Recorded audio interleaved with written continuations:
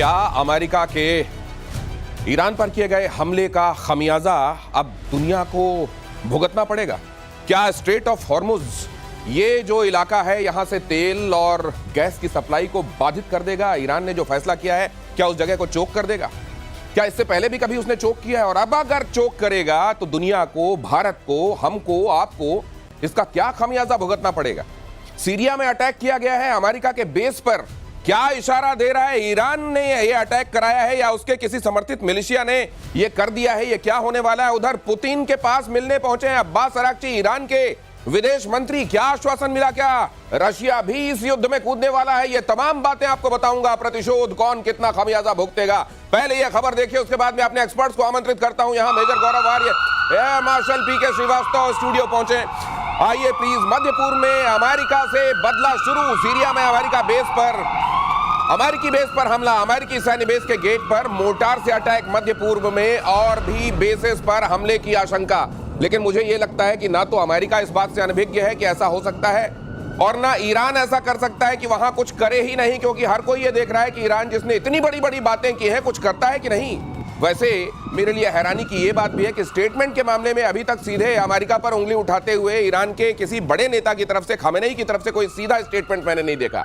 इसका मतलब बार बार इजराइल पर ही अटैक हो रहे हैं उनके साथ, उसकी तरफ से अगर वर्बल अटैक भी हो रहे हैं। और यहां पर ये मुझे लगता है कि उनके समर्थित किसी मिलिशिया ने फिलहाल ये दिखाने के लिए कि नहीं हम आपके साथ हैं, ये कर दिया है। नहीं, बिल्कुल कर दिया है। और पिछली बार जब ऐसा बड़ा हमला हुआ था वो तब हुआ था जब कासिम सुलेमानी को मारा था बगदाद एयरपोर्ट के बाहर, जो कि इस्लामिक रेवोल्यूशनरी गार्ड कोर का चीफ था।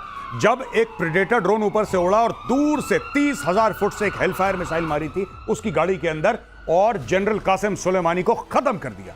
वो भाप बन गया लिटरली। उसको जब मारा था तब चिढ़ के मारे इन लोगों ने अटैक करा था। मरा मुरा कोई नहीं, लेकिन आज की तारीख में जो मोटर के साथ अटैक करा है, देखिए मैं एक बात बताना चाहता हूं दिनेश, की इस वक्त जो काइनेटिक कैपेबिलिटी है ईरान की वो काफी हद तक डेन्यूड हो गई है। और अगले एक हफ्ते में देखेंगे जो मिसाइलें डाल रहा है ना, ये मिसाइलें, इसकी संख्या कम हो जाएगी, खत्म नहीं होगी, इसकी संख्या बहुत कम हो जाएगी हफ्ता 10 दिन में। पहली चीज, अब इनके पास सिर्फ एक ही चारा है कि जो इनकी प्रॉक्सीज हैं, जैसा आपने बताया, जो इनके मिलिशियाज हैं, जो इनके टेरर ग्रुप्स हैं, उनको भैया तुम टेरर अटैक कर दो, कोई सुसाइड बॉम्बिंग कर दो, कोई मोटर मार दो, कोई रॉकेट मार दो, सिर्फ इसके लिए कि हम जिंदा हैं। उससे फर्क कख नहीं पड़ना, फर्क कुछ नहीं पड़ेगा। हम जिंदा हैं, अपनी अटेंडेंस, जैसे मार्ट साहब को हम बोलते हैं, पी लगा देना सर मेरा, ये पी लगा रहे हैं। ये केवल टोकन प्रेजेंस है, उसके अलावा कुछ नहीं। अगली खबर देखिए। यहां पर तो आपने देख लिया कि किन जगहों पर कितने जवान तैनात। हालांकि इसको लेकर एक बार दिखाइए प्लीज, ये आपने बढ़िया ग्राफिक बनाया, एक बार दिखाइए मेरी प्रोडक्शन टीम ने। ये देखिए, ये जो अलग अलग जगहों पर सैनिक तैनात हैं। हालांकि इनकी संख्या के बारे में अमेरिका कभी वैसी सूचना नहीं देता और वहां हमेशा सैनिकों की तादाद बदलती रहती है। लेकिन क्या ये बेसिस जो हैं ये खतरे में है? एयर मार्शल पीके श्रीवास्तव, ये तो इन्होंने भी भांपा होगा कि जब हम ये करेंगे तो ये काउंटर हो सकता है। देखिए, काउंटर ईरान की तरफ से होना, जैसे गौरव ने बताया, उसकी पॉसिबिलिटी बहुत ही कम है, क्योंकि अब उनके पास जो इक्विपमेंट हैं जो वहाँ तक पहुँच सकते वो हैं, क्योंकि उन्होंने सारे दूर जाने वाले इस्तेमाल कर लिए हैं और बहुत थोड़े रह गए हैं। लेकिन उनको पता है ये चिंगारी लगाने से वो संभाल नहीं पाएंगे, तो यहाँ वो नहीं करने वाले हैं। लेकिन हाँ, जो मिलिशिया ग्रुप्स हैं वो करते रहेंगे, वो थोड़े बहुत इस तरह के अटैक करेंगे, जो कि कोई खास मिलिटरली कोई उसका महत्व नहीं है। लेकिन हाँ, उसके लिए वो सतर्क हैं, सजग हैं। जैसे कि आपके यहाँ टेररिस्ट अटैक्स होते रहते हैं, उसके लिए हमेशा सतर्क और सजग रहते हैं। लेकिन ईरान एज अ स्टेट, वो उसकी अभी हिम्मत नहीं है, ईरान की हिम्मत नहीं है, ईरान अफोर्ड नहीं कर सकता। एक बात और कह दूं, जैसा आपने बोला था कि खमेनेई का ट्वीट आया है और खमेनेई बार बार ज़ायनिस्ट स्टेट इजराइल बोल रहा है, यूएस को नहीं बोल रहा कुछ, कुछ नहीं कह रहा है। उसी प्रकार से जब ये अपने प्रॉक्सी से यूएस को अटैक करवाएंगे तो ईरान कम से कम ये कह सकता है कि साहब हमारे कंट्रोल में नहीं है, ये कर रहे हैं तो क्या ये करें, तो हमको इसके लिए जिम्मेदार क्यों ठहरा रहे हैं आप? और मिडिल ईस्ट में जबरदस्त तनाव बढ़ गया है। लेकिन ईरान पर अमेरिकी हमले के बाद से तनाव बढ़ गया है। बंकर और शेल्टर बनाने में जुटे हुए हैं कई देश।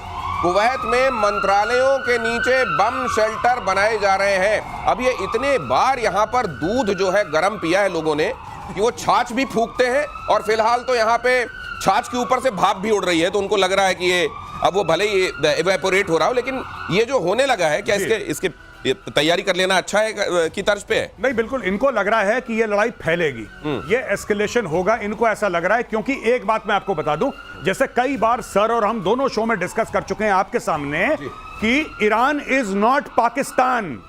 ईरान को ना आप खरीद सकते ना ईरान को किराए पे ले सकते हैं। वो लड़ते लड़ते लड़ते एक दिन खत्म हो जाएगा। ईरान झुकने वाला मुल्क नहीं है। अच्छा है बुरा है बात की बात है, ईरान झुकेगा नहीं। पाकिस्तान की तरह नहीं है कि मुंह पे $4 मारे और जमीन पे लेट गया। तो लोगों को पता है कि अगर ईरान डूबेगा तो सबको लेकर डूबेगा। जैसे हॉर्मुज की बात कर रहा है वो, ईरान बिना लड़े बिना नुकसान पहुंचाए जमीन पे नहीं गिरेगा, ये बात तय। ये इसलिए बाकी के मुल्क ये भांपते हुए कि सबको लेके डूब सकता है, इसलिए अपनी तैयारियां तो रखो, इसलिए किया जा रहा है ये। और युद्ध के बीच ईरान का बहुत बड़ा दावा इजराइल पर। यमनी लड़ाकों ने बोला हमला। यमन से इजराइल की तरफ दागी गई मिसाइलें, ईरान के समर्थन में यमन से मिसाइल अटैक। मुझे लगता है पीके श्रीवास्तव सर, ये असल में ये भी बता रहे हैं कि नहीं हम तुम्हारे साथ हैं, 1-2 मिसाइलें तो मार दो, कहने के लिए रहेगा कि हमने देखो तुम्हारा साथ निभाया था। इतना उसने दिया है इनको, तो कुछ नमक हलाला तो करना पड़ेगा। तो 2-4 मिसाइल मारने में क्या है, उनको पता भी है कि ये रोक लेंगे। ये भी पता है कि हमारे ऊपर काउंटर अटैक नहीं हो, लेकिन हाँ वो नमक हलाला करना पड़ता है। ये उस हवाले से लीजिए। आपने बहुत अच्छा टर्म इजाद किया है सर। पहले ये नमक हलाल होता था, अब आपने हलाला जो इसके साथ जोड़ा है ना, अब नमक के पैकेट भी कांप रहे हैं कई जगहों पर। लेकिन ये सर यमन ने ये भी कहा था कि देखिए लाल सागर में हम क्या करते हैं और किस तरीके से हम वहां जो अमेरिकी बेड़े हैं उन पर हमले करेंगे। ये मुंह ज्यादा चलाया जा रहा है, ये करेंगे भी ज्यादा। आपने हमेशा देखा है कि जितने भी टेररिस्ट ऑर्गेनाइजेशंस होते हैं और जितने भी इस तरह की ऑर्गेनाइजेशंस है, वो बातें ज्यादा आपको ऐसा डराएंगे। वो कहते हैं डर के अगर मान गए तो ठीक है। वो आपने देखा नहीं, अगर आप पास आए तो मैं आपको घूसा मार दूंगा। घूसा मारने की ताकत नहीं है, विचार है। ये बोला हिसाब किताब। यमन में कौन है? हुथी बैठे हैं। हाँ भाई, ये हुथी मार रहे हैं। हुथी जब मिसाइल इसराइल पे मारेंगे तो सऊदी की जमीन के ऊपर जाएगा।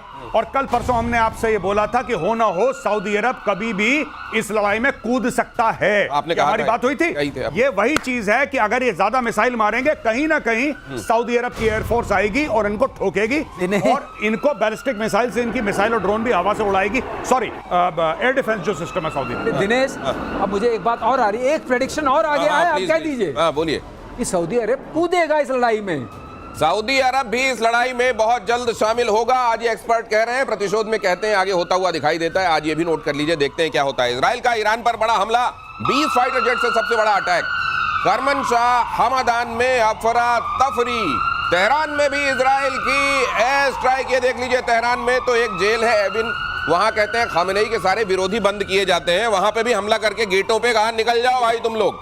वहां एक घड़ी लगाई हुई है सर, जिसको इजराइल के डिस्ट्रक्शन की घड़ी कहा जाता है। शब्द से लोग डर जाते हैं। हाँ, ये घड़ी मोरा दिल धड़के वाला जो है, एक घड़ी वो बाघेरी को भी दी थी यहाँ मुनीर ने, उसका भी यहाँ एक घड़ी बनाई भाई लोगों ने। खामेनेई ने कहा कि 15 सालों में देखिएगा आप इजराइल तबाह हो जाएगा। ये 2015 में कहा, तो 2021 में भाई लोगों ने घड़ी बना दी। यहाँ इजराइल के डिस्ट्रक्शन की घड़ी जो काउंटडाउन लगाए हुए हैं कि 2040 तक इजराइल साफ। इतनी अगर आप दुश्मनी रखते हुए किसी को पोर्ट्रे करके बताएंगे कि हम तुम्हारे इतने बड़े दुश्मन हैं, तो इजराइल तो अभी तक बेचारा फिर भी बहुत सहता चला गया। नहीं, इन लोगों ने यही करा है।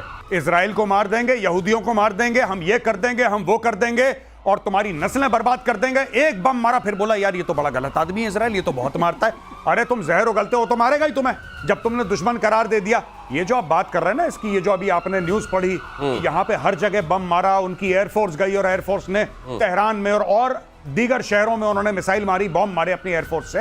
मैं एक बात पूछना चाहता हूं कि वो ईरान की काबिल एयरफोर्स, जिसके कसीदे पढ़े जाते थे कि ईरान की एयरफोर्स है और आएगी धुआं धुआं कर देगी, आपने सुना एक जहाज नहीं उड़ा उनका?